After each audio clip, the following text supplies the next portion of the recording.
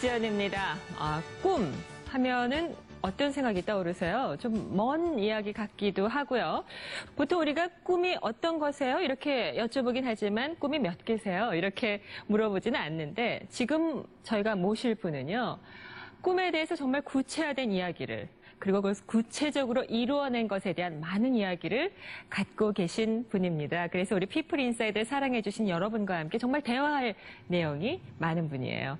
11년 전 도전 골든벨이라는 프로그램에서 실업계 고등학교 학생으로는 처음으로 골든벨을 울렸고요. 그 이후에 10여 년이 지나서 정말 멋진 모습으로 꿈에 대한 진짜 이야기를 갖고 찾아온 분입니다.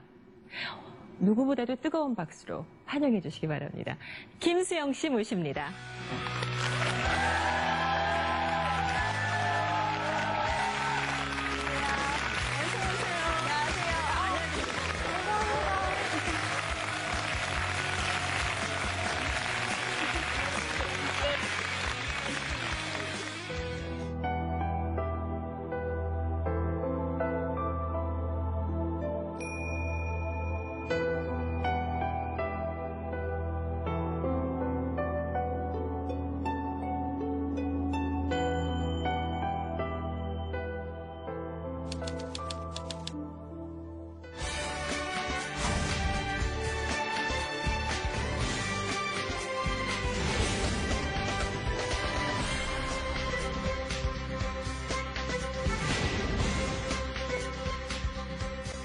정답은요? 정답은 7인치로. 축하합니다. 제9대 골든벨.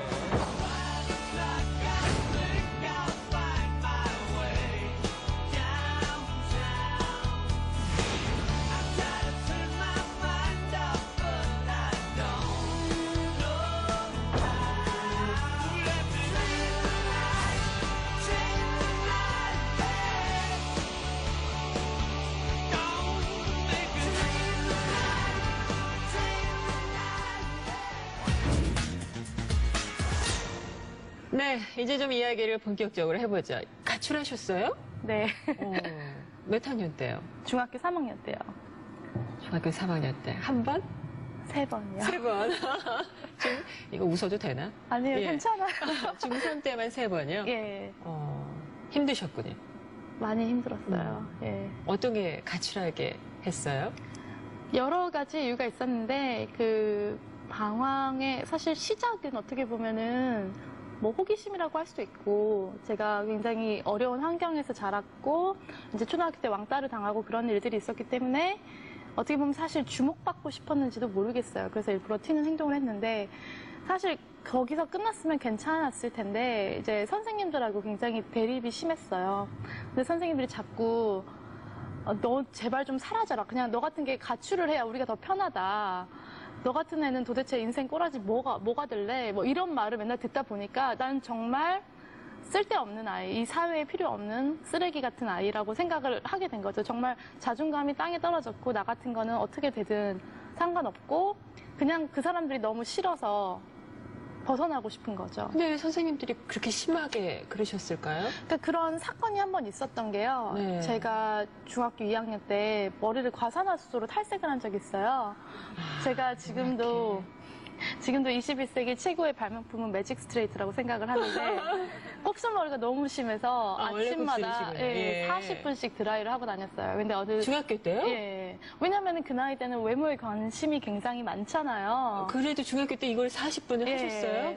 근데 어느 선배가 그러는 거예요. 머리에 과산화수소를 뿌리면 머리가 펴진대요.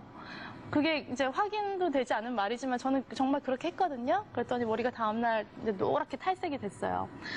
그런데 당시 사실 그 시골에서 이게 멋내려고 염색하는 사람은 없거든요. 근데 저는 그게 잘못한 건지 잘한 건지도 모르고 학교를 갔는데 지나가는데 어떤 선생님이 갑자기 뒤에서 머리채를 이렇게 잡아당기시더니 막 주먹으로 막 때리시더라고요. 너무 순식간에 일어난 일이었고 아이들이 너무나 많이 지나간 앞에서 그 일을 당하니까 너무 수치스러웠거든요. 그렇죠. 네. 그리고 생각을 해보니까 이건 분명히 잘못된 거예요. 네. 선생님이 분명히 경고를 하고 조치를 취했었는데 갑자기 지나가는 아이를 이렇게 때리면은 이거는 문제가 있다 해서 제가 학급의 시간 때 손을 들고 교사들의 자질도 검증해야 되는 것 아니냐라는 말을 했더니 그때부터 바로 학생과장 선생님한테 끌려가서 몽둥이로 수십 대를 맞았어요. 네. 그리고 그 말을 하고 난 후로 모든 선생님이 저를 굉장히 싫어하셨어요. 네. 대표적인 반항 케이스가 된 거군요. 예. 사정은 그게 아니었는데. 그럼 사정을 이렇게 설명드릴 기회도 없었고. 그럴 기회도 없었고요. 네가 어디서 감히 교권에 반항하냐. 네. 도대체 너는 뭐가 될래? 그런 말을 듣고 살았죠. 선생님들은 그냥 그 염색으로 아셨나 봐요. 예. 그리고 그거를 그랬겠죠. 무조건적인 반항 이렇게 생각하셨나 보죠. 그런데 단순히 이제 그 선생님뿐만 아니라 다른 선생님들도 선생님들도. 저를 굉장히 이제 한 번 찍히니까 네. 계속 미워하시더라고요. 그래서 제가 지나가는데 다른 제 친구들한테 김수영이랑 놀지 말아라 이러고 또 한 번은 쉬는 시간에 다른 반에 갔는데 그 정말 두꺼운 23년간 총정리라는 책이 있거든요. 네. 그 책으로 머리를 막 때리는 거예요. 자기 반에 들어왔다고. 우리 애들한테 안 좋은 영향 끼친다고. 네. 참 그때는 그게 너무 억울했어요. 물론 지금 돌이켜보면 네. 사실 그 선생님들의 입장도 이해는 가거든요. 근데 그때 당시로서는 정말 이해할 수 어린 나이. 없었고 예민한 시기잖아요. 예, 너무 미웠어요. 그러면 보통 그냥 두 가지 중에 하나잖아요. 막 나가는 경우가 생기는데 김수영 씨는 어떤 저도 막 나갔죠. 예를 들면 어떻게 막 물론 나가셨어요? 술, 담배는 기본이었고. 중학교 때? 예. 그 폭주족 오빠들 오토바이 뒤에 타서 오빠 달려 하면서 밤새 이제 오토바이를 타고 가다가 한 번은 돌아오는데 집에 이제 그 밤새 질주를 마치고 돌아오는데 아버지를 본 거예요. 그래서 주족 예, 같이 가다가 예, 네네. 아버지 출근하시다가 저희를 본 거예요. 출근하시다가? 그래서 그때 정말 그 여수 시내에서 분노의 질주를 했어요. 그래서 아버지가 그때 추격을 하시다가 신호가 걸리니까 도저히 이제 따라잡지를 아버님 못하고 못 타시고 추격하셨어요? 자동차로 자동차로 예. 오토바이를 예, 근데 오토바이는 신호가 걸리든 말든 막 가버리니까 네네. 그래서 결국은 이제 아버지가 저희를 놓치셨죠. 그 다음에 어떻게 됐어요? 이제 집에 들어갔는데 예. 아버지가 이제 가위를 들고 와서 제 머리를 자르셨어요. 주로 이제 머리에서 사고가 났군요. 예, 그리고 그러셨어요. 나는 너를 포기했다. 그 말을 하시더라고요. 그리고 한동안 말도 안 했어요. 아버님 심정도 이해는 가지만 그때 김수영 씨 마음은 네. 아니 왜 그러세요? 아니, 포기했다 이랬을 때 어떠셨어요? 그냥 그렇게 생각했던 것 같아요. 그래 다 나를 포기했다면 뭐 나라는 사람은 과연 어떤 존재 이유가 있을까? 그럼 계속 그렇게 그냥 그래서 계속 막 나갔죠. 그래서 이제 폭력 사태도 여러 번 휘말렸었고 네. 그래서 정말 맞아서 죽을 뻔한 적도 있었고 그리고 이제 칼에 찔린 적도 있었고 이제 화상도 당했었어요. 오토바이 이제 사고 나서? 예, 오토바이 사고도 여러 번 났고 네. 몸에도 아직도 상처가 있어요. 그렇군요. 예. 그런 기간이 얼마나 갔어요? 그게 한 2년 정도 그랬던 것 같아요. 그러니까 중학교 네. 3학년이 제일 심했었고. 중3이 예. 참 중요한 시기인데 예.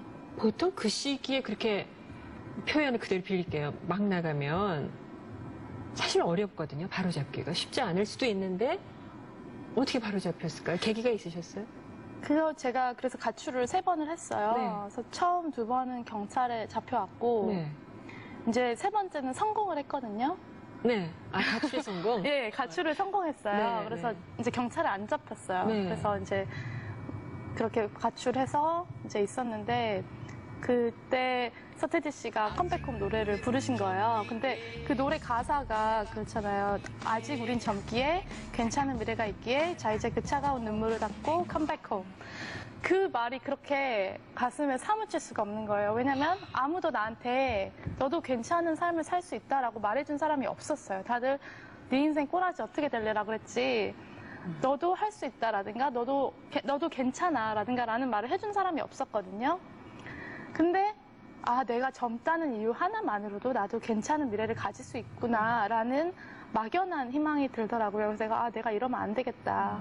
이런 생각이 들어서 집에 돌아왔는데 그동안 이제 어머니가 저를 찾으려고 이제 전국에 이제 정말 전국 백방으로 돌아다니신 거예요. 그리고 매일 밤 촛불을 켜놓고 기도를 하시는데 그 초가 다 녹아가지고 그 초가 계속 녹고 또 녹아가지고 정말 포도알처럼 된 거예요. 예. 그걸 보고 예, 그리고 이제 다시는 집을 안 나갔죠.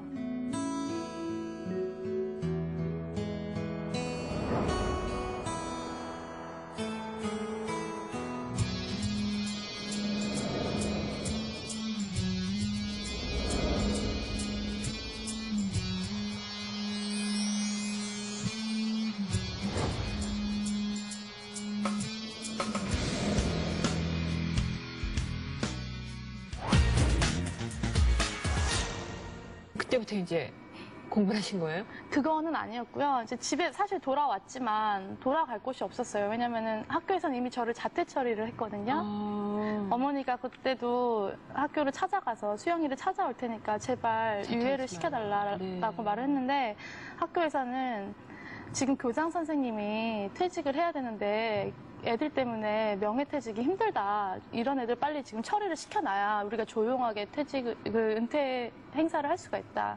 그래서 그 무릎 꿇고 있는 어머니를 외면하고 바로 자퇴 처리를 하셨다고 해요. 네. 예. 그래서 그냥 학교를 못 예. 가시고 집에 계신 거네요? 예, 와서 다시 이제 검정고시로 네. 이제 중학교 자격을 땄어요. 하고. 네. 그리고 이제 고등학교를 가신 거예요. 네. 실업계 고등학교를 네. 가신 거잖아요. 예.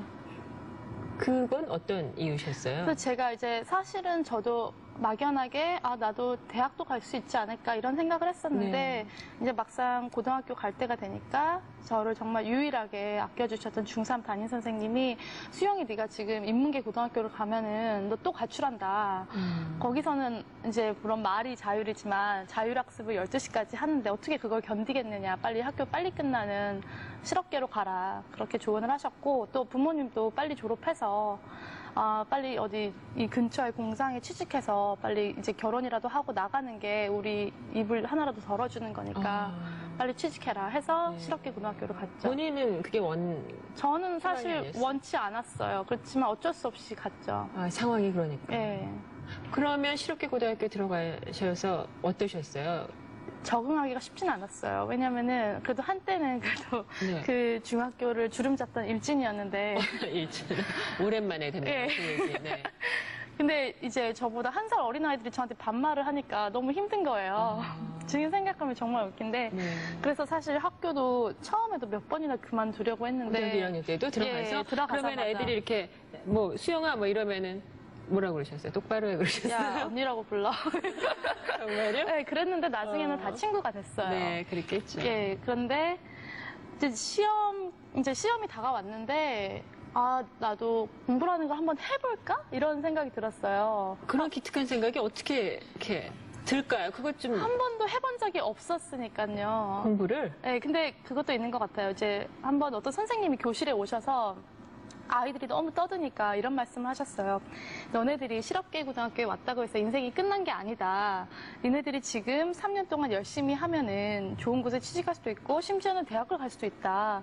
그러니까 열심히 해라라는 말씀을 하셨거든요. 네. 그 말을 듣고 나도 대학을 갈 수 있을까? 이런 생각이 들더라고요. 네. 그래서 공부를 한번 해보자 생각을 하고 이제 시험을 앞두고 2주 동안 공부를 했어요. 공부를 평생 안 하다가 중간고사 앞두고 2주 했는데 전교 1등? 예, 왜냐하면 실업계 고등학교가 사실 아이들이 그렇게 수준이 높지는 않아요. 왜냐면은 아무래도 이제 반에서 만약에 50명 있으면 40등, 50등 하는 아이들이 온 곳이기 때문에 물론 그 아이들이 어떤 학력이 네. 어떤 취업을 목적으로 하시니까. 그렇죠. 예. 네. 그래서 그런 것도 있었지만 어쨌든 전교 1등 아니에요. 예, 근데 전교 1등을 하니까 네. 장학금이 나온다는 거예요. 학교에서? 예, 그래서 고등학교 학비를 안 내도 된대요. 그래서 어쩔 수 없이 끝까지 전교 1등을 했죠.